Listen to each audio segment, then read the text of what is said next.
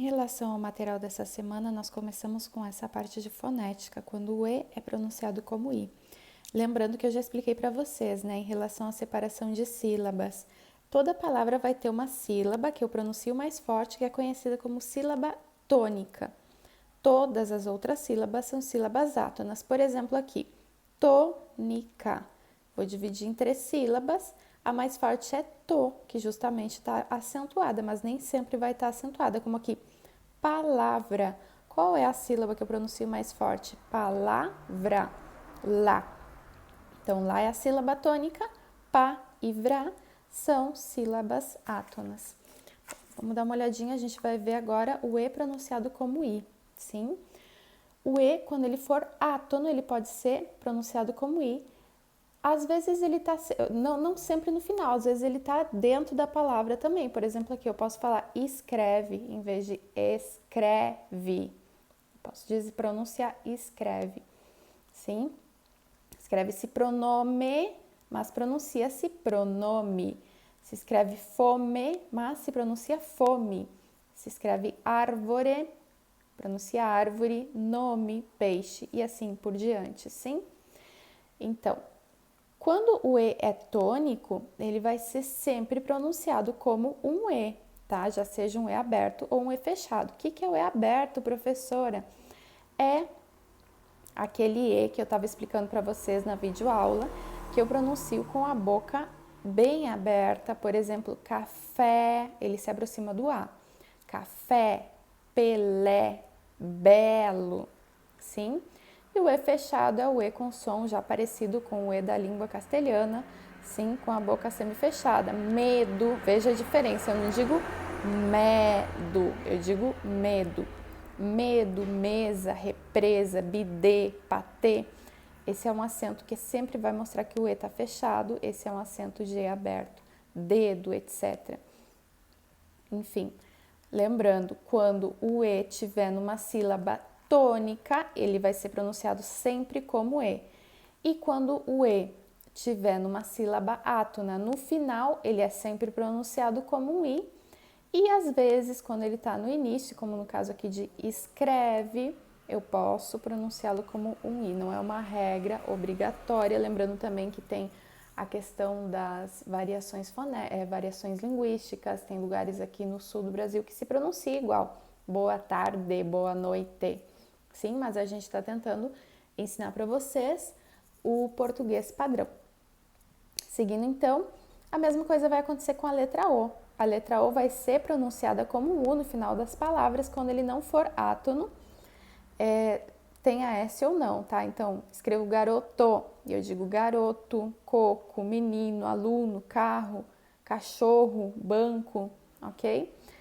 E vocês também, a letra O também tem essa questão do O aberto e o O fechado. Vamos dar uma olhadinha nisso? O O aberto é também com a boca bem aberta, se aproxima do A, que eu expliquei para vocês a diferença entre avô e avó.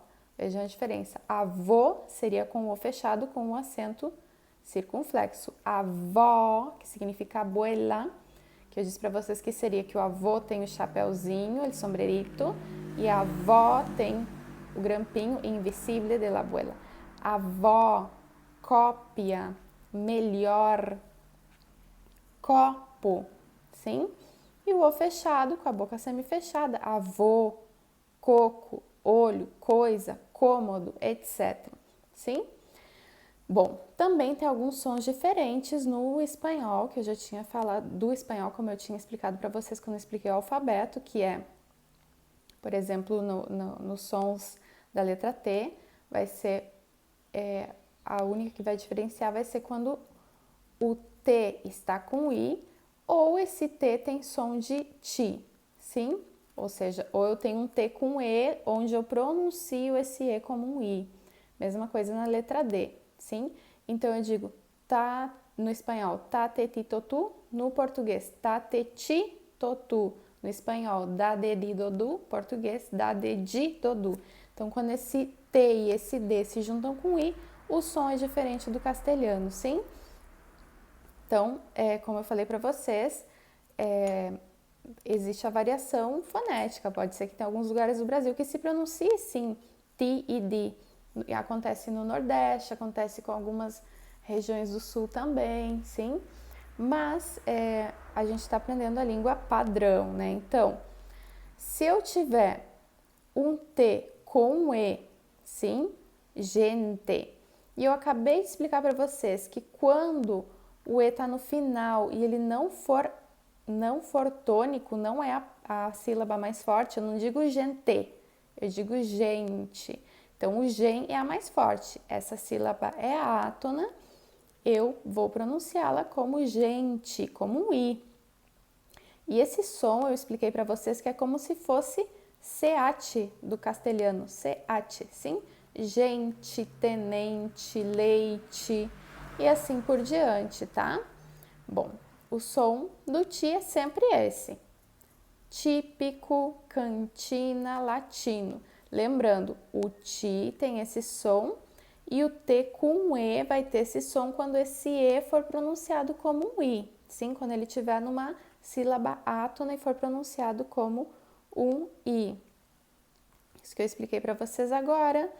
E, por exemplo, aqui, ó, matemática. Eu não vou dizer matemática, né, gente? Porque olha só, matemática.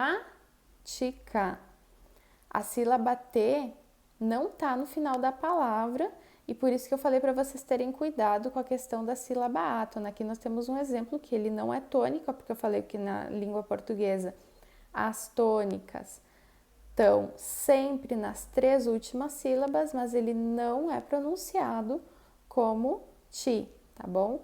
Matéria, categoria e muitas outras. Por via das dúvidas, é melhor vocês utilizarem essa regra de só quando está no final eu vou pronunciar como um i, sim, para não haver confusão.